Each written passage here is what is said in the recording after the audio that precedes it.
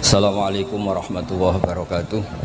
Bismillahirrahmanirrahim. Nahmaduka ya ghafur ya syakur wa sholli wa sallim barik ala sayyidina Maulana Muhammadin wa ala alihi wa sahbihi asma'in nama ba'du.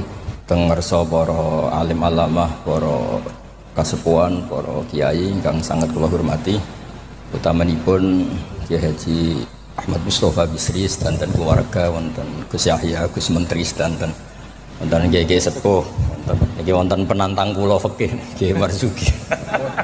Iki Malang ngoten niku. Dados kapan-kapan struktural pengurus NU niku piyambake Suriah mawon ampun tanfidiyah.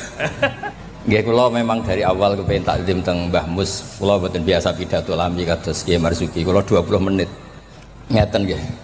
Jadi fikih kita niku fikih Syafi'i. Imam Syafi'i itu ngaos kalian Imam Malik. Ngaos usul fikih kalian Muhammad bin Hasan Asy-Syaibani, muridipun Abu Hanifah. Niki penting kersane sanad terjaga. Teng mriki riyen wonten Kiai Bisri, murid saking Kiai Khalil Harun. Kiai Khalil Harun keluarga sarang, muridipun kakake namine Umar Harun. Riyen alim-alime Kiai Sarang sause angkatipun Mbah Ghazali, angkatanipun Mbah Ghazali Kiai Umar Harun, termasuk guru-gurunipun Mbah Dowi, gurunipun Mbah Muhaimin. Santen keluarga kula Lasem nate ngaos Mbah Umar Harun, termasuk buyut kula kandung namanya Mbah Dimyati. Lalu ini alhamdulillah wau Kiai Marzuki mon panjang lebar rangno fikih, dan alhamdulillah tuduhannya selalu gak sah. Nggih. Kula matur Gus Samtong, Kiai Marzuki senane gak ngesano sembelian, kula bagian sing ngesano. Karena kalau ndak ada khilaf itu kasihan umat. Kalau umat ini ndak ada khilaf itu jadi repot. Sebab itu teng pondok-pondok diajarkan kitab namine Mizan Kubro, wonten kitab Qalyubi Umairah. Itu logika yang dibangun itu, kecuali mut'ah. Kalau mut'ah itu kita sepakat haram semua.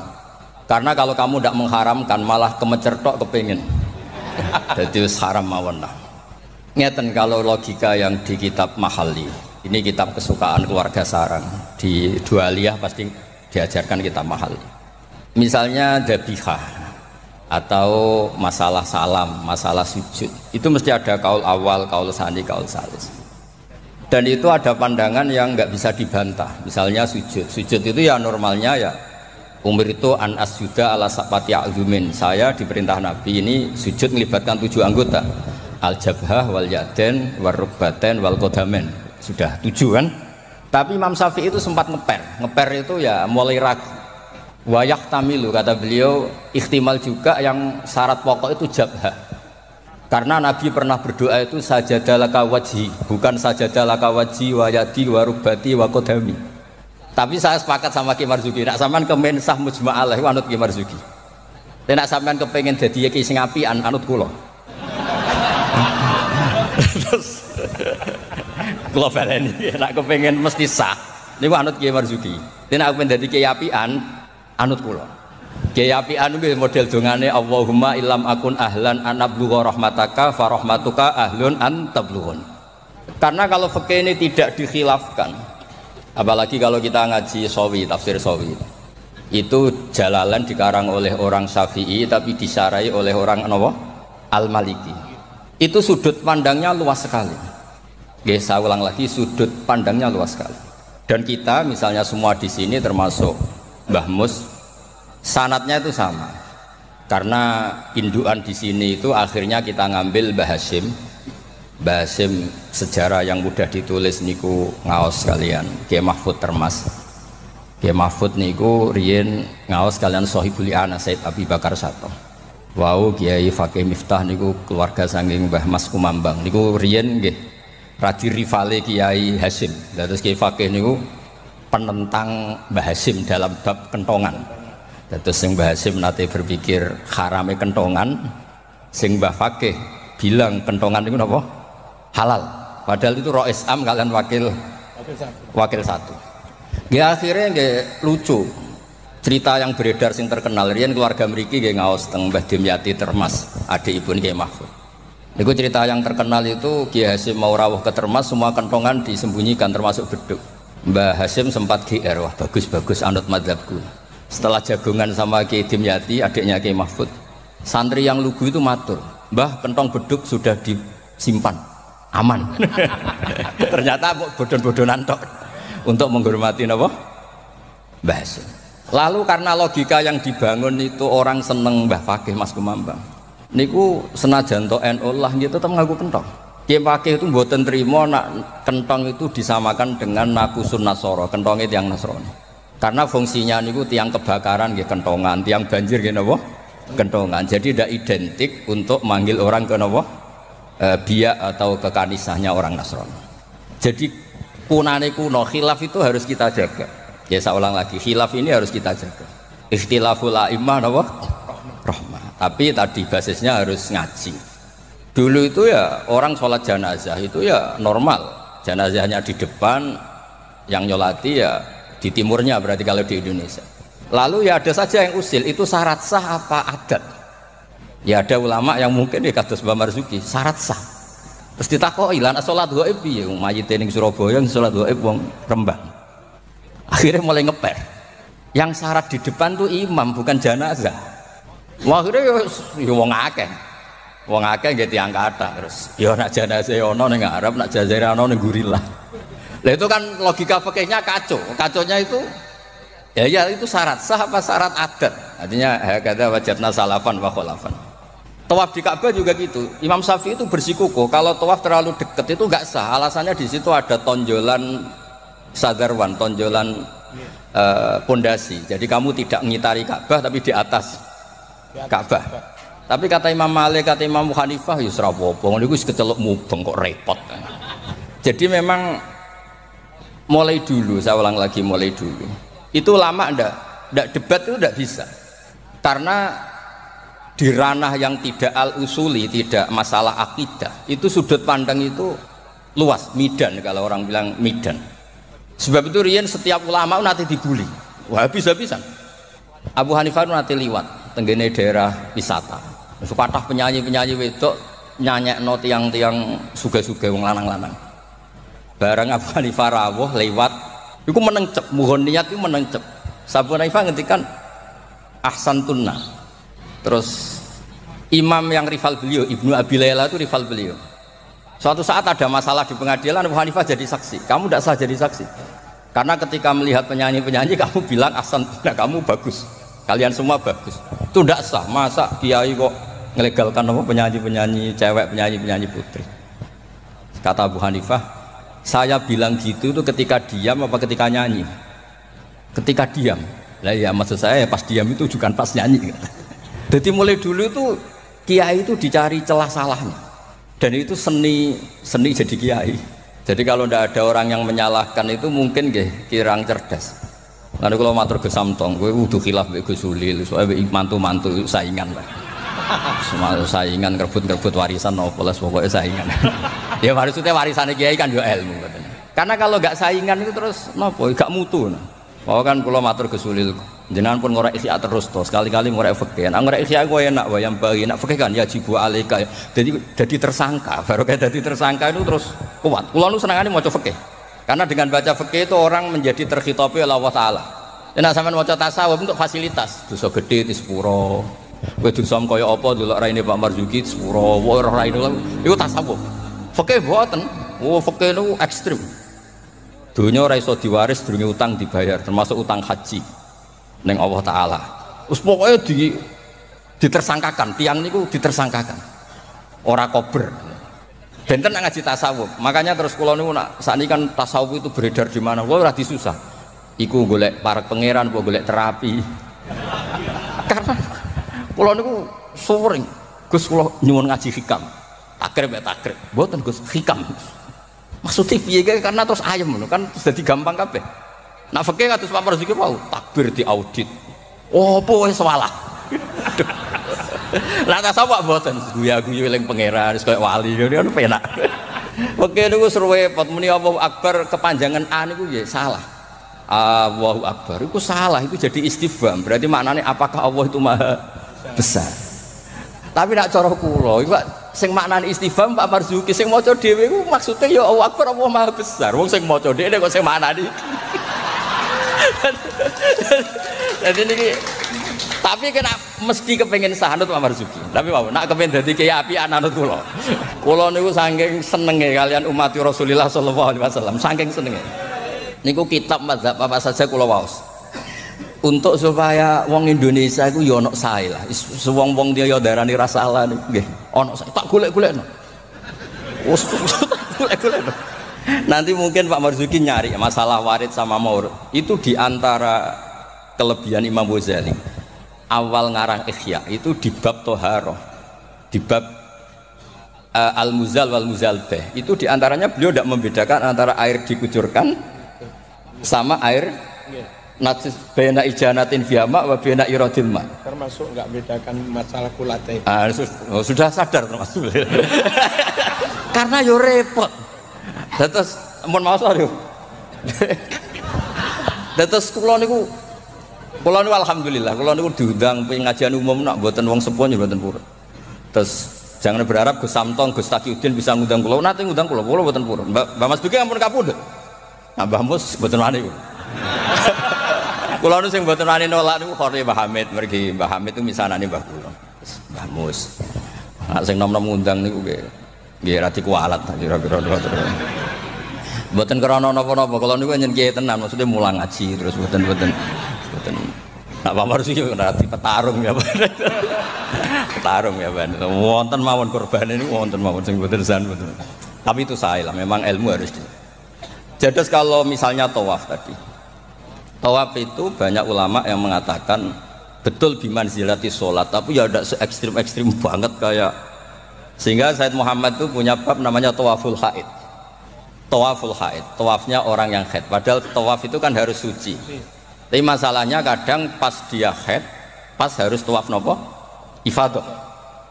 Itu banyak ulama yang mengatakan ya sudah tawaf saja, tapi nunggu waktu yang mepet. Nah, karena mepet ini penting untuk ilah hadid darurat. Nah, ternyata beliau juga sudah baca, tapi beliau tadi gak mau cerita. Senengane ku ndul wong wedok sing kata aurati lho, kok iso roh lho. Kula niki yo. Nggih suwae niki ngaji rilek mawon nggih. Mula wonten kula niku bapak kula niku seksine nggih Mbah Mus, bapak kula niku seneng guyon. Bapak kula pesene hak kena ngaji ku guyon. Wong ning omah wis mikir utang, mikir macam-macam. Lho bareng ngaji kok mbok teror gak sah niku. Sakit maksudnya niku. Rai-rai bingung niku kan pun kathah. Dadi ngaji ku guyon, santai mawon. Tapi mboten tasahul. Saya ulang lagi tidak tasahul. Ada dua orang itu sering naudzubillah ya, sering selingkuh, nakal lah. Ya nasabnya agak jelas namanya orang nakal. Ini cerita di kitab Mizan Kubro. Setelah dengar kabar orang itu sampai lah datang ke Rasulullah. Ya Rasulullah, kita berdua ini sudah nikah. Itu Nabi jawabnya itu qad kharaja min sifahin ila nikahin. Ini sudah keluar dari status perzinaan menuju apa? Nikah. Dan Nabi tidak bahas masa lalunya. Sehingga dalam tradisi Jawa itu di fikih wali itu anut Syafi'i, tapi orang ngungkit itu anut Hanafi. Maksudnya begini, produk putri yang tidak dari nikah sah itu kan tidak bisa intisab ke bapaknya. Jadi di bab ini anut Syafi'i, si bapak ilegal ini tidak sah jadi apa? Wali. Tapi mengapresiasi nikah bagaimanapun itu cara keluar dari sifat, keluar dari status perzinaan. Satu-satunya cara misalnya gini, hari Ahad itu masih selingkuh, sekali malam Senin itu nikah, berarti status baiknya adalah qad kharaja min sifahin ila nikah. Jadi ilmu itu banyak dan sudut pandang itu banyak, karena ya tadi fikih itu masalah furu'iyah. Ada ulama yang agak kritis, tapi ya gimana gitu. Misalnya begini, pelanggaran tertentu itu sanksinya itqu raqabah, memerdekakan budak. Kalau tidak bisa lagi begini, terakhir puasa 2 bulan. Nah ulama ini ngerti si pelanggar ini raja kaya raya, tujuan sanksi itu kan memperberat.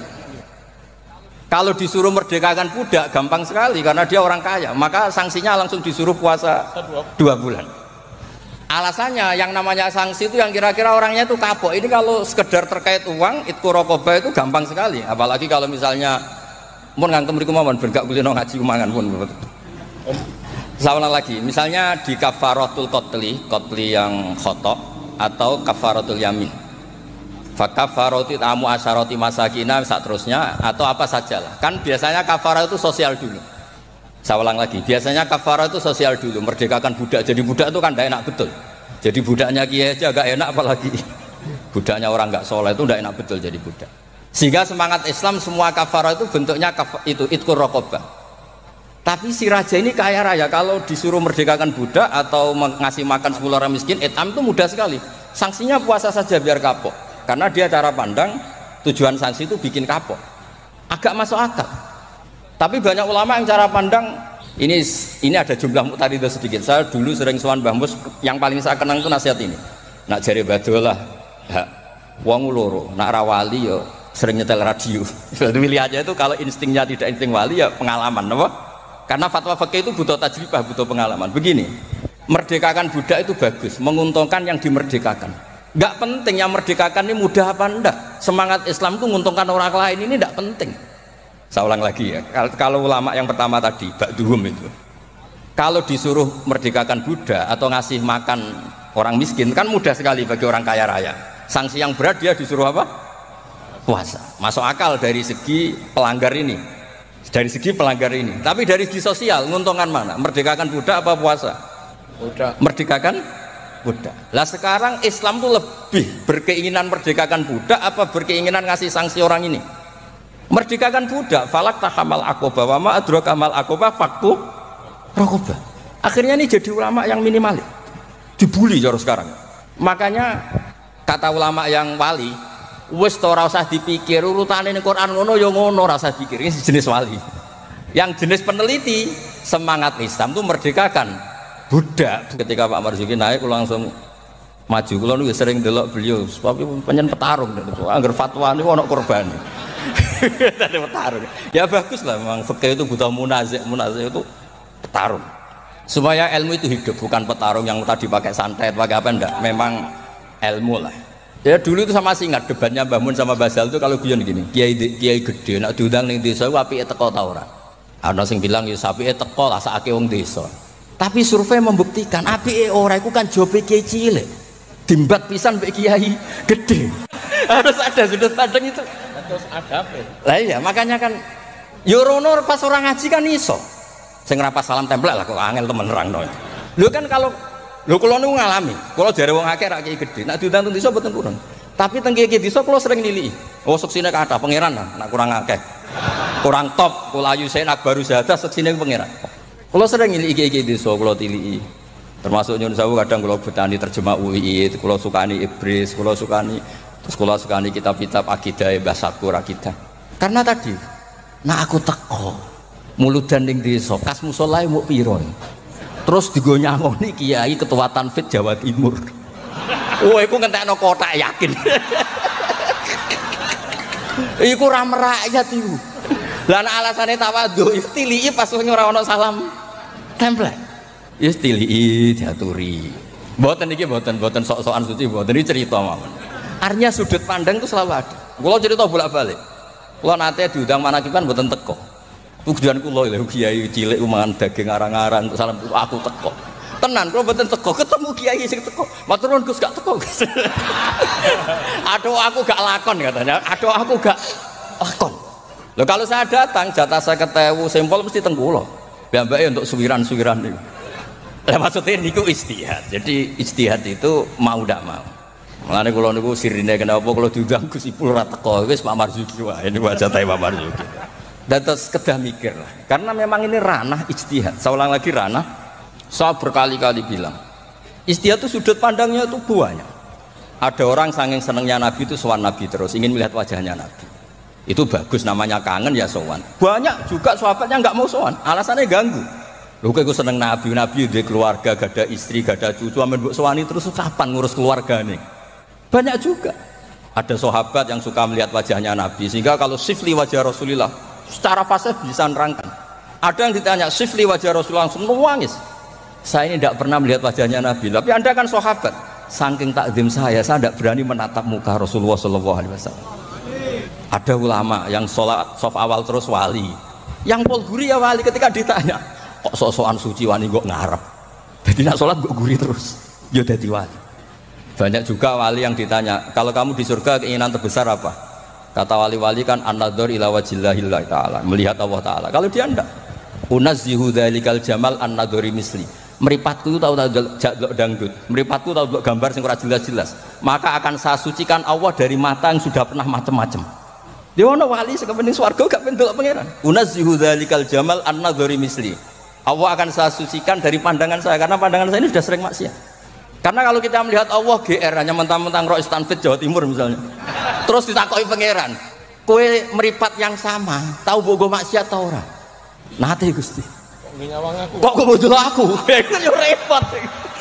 Dadi men mboten iki cerita mawon nak nglarakno atine Pak Marzuki kersane dadi kafarah. Ya karena bagi yang tidak disahkan tadi mungkin yo gelo maksudnya itu. Nggih, mungkin nggih gelo. Tapi memang dimuin seperti yang dikatakan. Makanya beliau fair cara ilmu itu dimuin.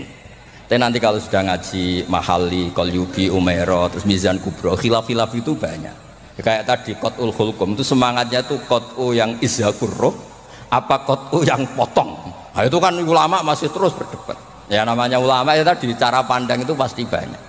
Makanya kenapa itu ada khilaf. Bahkan semua muridnya imam itu akhirnya mengkhilafi gurunya.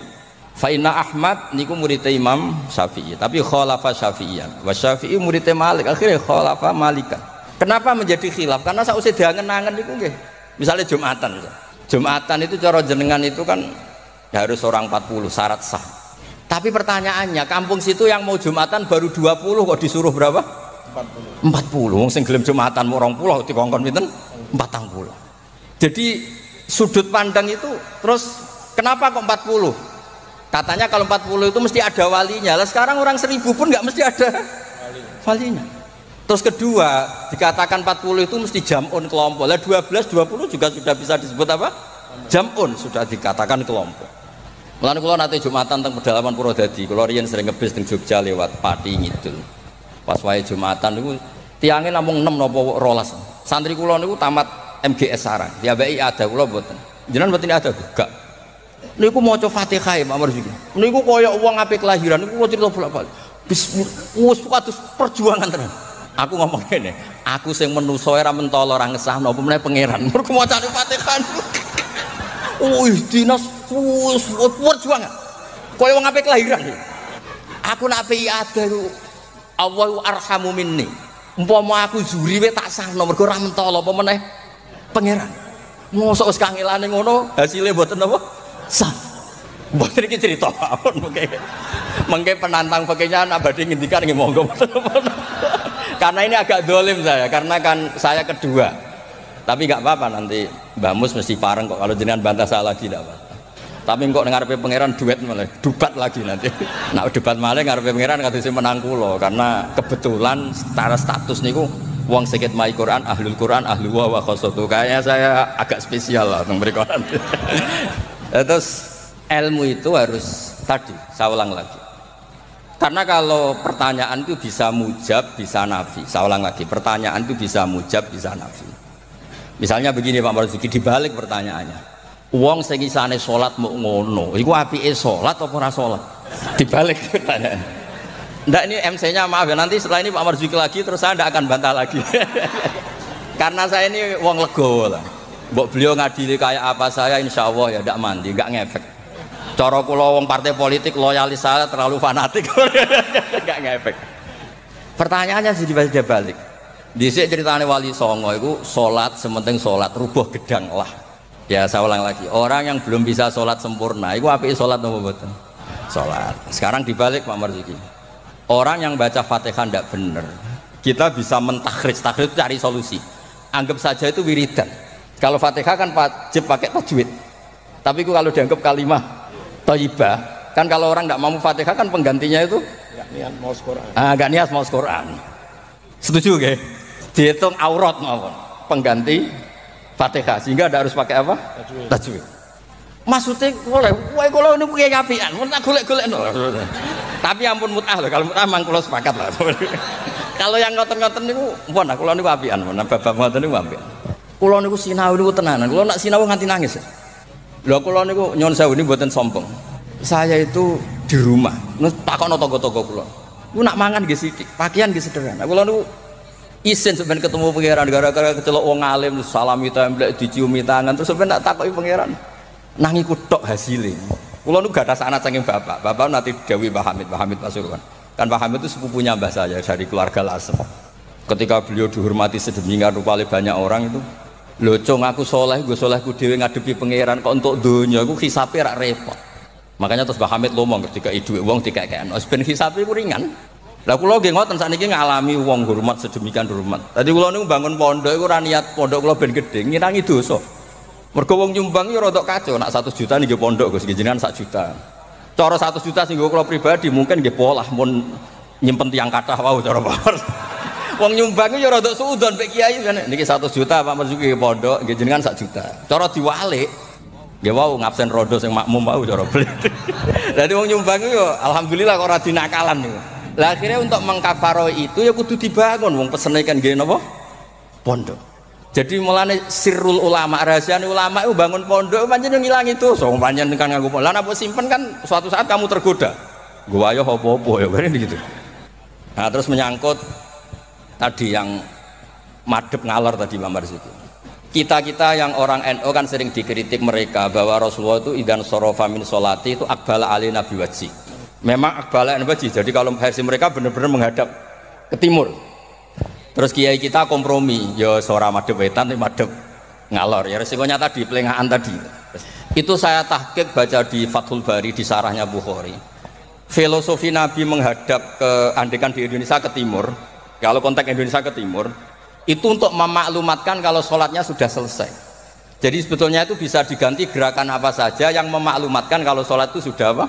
Selesai. Takutnya Nabi ada orang yang iktamma bihi walamnya yadri annahu qad qada sholata. Takutnya itu ada orang makmum ngiranya Nabi fi sholatin ternyata sudah ada sholat. Berarti apa? Makmum ini rabtu sholatihi biman laisa fi sholatin. Berarti makmum ini menggantungkan sholatnya sama orang yang sudah tidak sholat. Misalnya begini, andekan Nabi tetap posisi tahiyat akhirah madeg ini. Nabi tentu khusyuk anteng. Terus Gus Samton datang ngiranya saya masih 100 makmum. Usolli apa makmuman. Padahal hakikat saya sudah tidak sholat. Berarti apa? Menggantungkan sholatnya diikatkan sama orang yang sudah tidak. Nah karena Nabi takut seperti itu, beliau menunjukkan gatu gerakan fisik yang menunjukkan kalau beliau sudah tidak sholat. Makanya sirinya kiai-kiai alim itu kalau misalnya nggak merubah posisi karena sanad torekohnya gitu, bilang astagfirullah mesti kenceng. Bersalam astagfirullah. Karena ini untuk memaklumatkan ini sudah ada sholat. Ya clear nih. Maksudnya itu pentingnya ngaji tenanan, mau kitab tenan. Lalu nak diundang tiang nak bukan pernah sepuh tak anggap haram tenan, sesuatu haram tenan. Karena yang belum diundang pun kata lah sudah lah. Kalau yang sing sinau tenanan sudah bisa dihitung dengan jari. Jelas termasuk pulau lah, bukan niat sombong termasuk pulau. Nah Gus Samtong nggak percaya, saya ingat betul apa? Mau kita cocokan pulau, ngurah apa Gus? Bisa wajar. Nak tengen pulau kita kayak kitab deh. Bukan nanti kalau tanggal tiga mantune bambu semari dasi gede, pokoknya kalau takon ngaji, kalau cucu-cucu basim banyak ngaji sabut nanti kalau tangkleti macam-macam. Jadi penting supaya kenapa tradisi toriko banyak orang-orang soleh yang tetap menghadap barat, tapi astagfirullahnya dikeraskan untuk maklumat kalau beliau sudah enggak sholat. Jadi enggak apa-apa sampai ndak akbal alin wasi enggak apa-apa, karena sudah kadung dipakai kubu sebelah tadi itu. Biasanya orang kalau sudah dipakai ya sama seperti nasibnya kunut. Jelas mazhab Hanafi itu enggak kunut, orang Syafi'i kunut, tahu-tahu sekarang jadi politik identitas.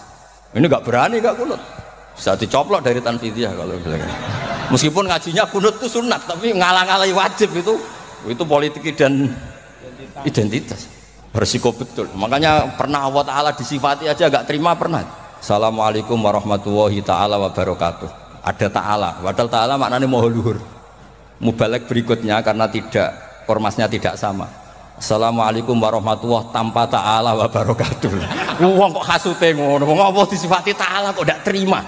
Assalamualaikum warahmatullahi tanpa ta'ala wa barakatuh. Jadi kalau nuruti kelompok itu nggih ngoten niki pun napa nggih petarung yang baik pun napa pembanding yang baik nggih. Niki kula sudahi mungkin ambek badhe bantah nggih monggo dan saya ndak akan bantah lagi. Nggih pokoke kula suwun perilaku yang salah dibenerin sesuai dawuh Pak Marzuki, tapi nak kadung gue raiso tak Golek-golek dalil. Wes aku nak ketemu Nabi nu tiyang sae. Nabi nak ngendikan wong dosa ngene elek. Tapi Nabi yo ngendikan syafaati li ahlil kabair min mati. Yo nyalahno tapi nek kadung salah yo disafaati. Ora kadung salah dibles. Assalamualaikum warahmatullahi wabarakatuh. Mboten klarifikasi. Sami kok. Ya, terus. Mboten dalem nderek Ki Mas Duki menawi mulang santri kenceng. Menawi teng masyarakat awam. Ya Mas Duki niku menten tiyang tatuan iki kula tatuan salat sah. Kula belajar salat dereng apal Fatihah, wis maca tasbih sah. Ra apa-apa sah. Kula tiyang Jepang isone nyuwun sewu. Napa niku? Inna sholati wa nusuki wa sah. Jadi kenceng niku namung teng pondok mawon. Lah niki keluarga pondok dikencengi. Wassalamualaikum warahmatullahi wabarakatuh. Oke, jadi itu teman-teman tentang reaction ngaji kita bersama dengan Kiai Haji Bahauddin Nursalim atau Gus Baha, di mana Gus Baha gojlok habis-habisan Kiai Haji Marzuki Mustamir di ngaji bareng Gus Mus. Adalah reaction ngaji kita bersama dengan Kiai Haji Bahauddin Nursalim atau Gus Baha tentang Gus Baha bertarung fikih dengan Kiai Haji Marzuki Mustamar dalam ngaji di Kiai Haji Mustafa Bisri. Beberapa catatan yang merupakan rangkuman dari kajian kita bersama dengan Gus Baha kali ini, diantaranya yaitu yang pertama, khilaf atau perbedaan kontra paradoks adalah antara pendapat para ulama atau para ahli fikih itu bagus karena nantinya ini akan meringankan ibadah umat. Khilaf membuat sudut pandang yang luas dan tidak langsung menghukumi salah satu pada pendapat yang lain. Sebagaimana Kiai Haji Hasyim Asy'ari berbeda pendapat dengan Kiai Haji Fakih Mas Kumambang terkait penggunaan kentongan dan beduk untuk tanda waktu memasuki masa sholat, sehingga khilaf menjadi memperbolehkan bagi umat untuk memakai fikih yang mana, yang pakai kentongan dan beduk ya boleh, yang tidak memakai beduk dan kentongan ya juga boleh. Sejak dahulu khilaf menjadi rujukan fikih yang baik karena memperbanyak sudut pandang. Yang kedua, seni menjadi kiai adalah seni agar dicari kesalahannya dalam berfatwa, sehingga ketika disajikan kesalahannya membuat kiai semakin cerdas karena akan menyajikan alasan atau dasar hukum fikihnya, dan dengan itu maka sudut pandang dari keilmuannya akan semakin luas. Yang ketiga, sudut Gus Baha sering dan senang mencarikan hukum fikih untuk meringankan cara ibadah masyarakat dengan cara membaca dan mempelajari banyak sekali kitab-kitab fikih dengan tujuan mencarikan peluang-peluang dasar hukum beribadah yang paling mungkin bisa dilakukan oleh masyarakat, terutama ibadah yang ringan-ringan saja. Yang keempat, supaya ilmu itu hidup, maka kiai harus ada yang bermental petarung seperti Kiai Marzuki Mustamar, agar ilmu fikih juga ada yang tegas. Ijtihad itu mau nggak mau harus dilakukan, karena ranah ijtihad itu sudut pandangnya banyak. Sebagaimana dulu ada yang cinta Nabi dengan memandang wajah Nabi, ingin bertemu terus dengan Nabi, tetapi ada juga yang wujud cintanya sahabat kepada Nabi malah jujur sampai tidak mau memandang Nabi dan tidak pernah sowan Nabi karena takut mengganggu Nabi. Ada juga yang kelak ketika di akhirat ada yang ingin melihat Allah karena sangat mencintai Allah, tapi ada juga yang karena cinta kepada Allah namun tidak mau melihat Allah karena merasa tidak pantas. Semuanya tetap benar. 5. Gus Baha benar-benar menggojlok Kiai Marzuki, namun ini dilakukan secara terang-terangan dan langsung di hadapan Kiai Marzuki. Namun ini memang diniatkan untuk khilaf dan memang artinya beliau langsung mencontohkan betapa khilaf antar ulama atau antar ahli ilmu ini memperluas sudut pandang dalam beribadah, dan dengan cara menggojlok Kiai Marzuki ini merupakan kecerdasan tingkat tinggi karena kita sebagai audien langsung bisa melihat secara langsung materi khilaf yang disampaikan oleh Gus Baha dan Kiai Marzuki Mustamar. Dan yang keenam atau yang terakhir adalah Gus Baha juga menantang beberapa kiai-kiai dan gus-gus muda di dalam mengaji kali ini bahwa beliau memang orang yang sungguh-sungguh belajar dan punya ilmu serius. Kalau nggak percaya boleh didebat atau siap berkhilaf dengan siapapun. Hal ini memang untuk memancing para gus-gus agar mau belajar secara serius, bagaimana Gus Baha pernah menyatakan atau meminta agar gus-gus muda sudah saatnya untuk tampil dan melanjutkan laku waliullah. Nah, mungkin itu saja yang bisa kita catatkan sebagai rangkuman kita kali ini teman-teman. Semoga kita menjadi istiqomah ngaji bersama dengan Gus Baha menjadikan kita sebagai penerima ilmu yang bermanfaat dunia akhirat. Semoga menjadi amal ibadah Gus Bah yang berkah dan berkahi untuk kita semua. Terima kasih sekali lagi. Wassalamualaikum warahmatullahi wabarakatuh.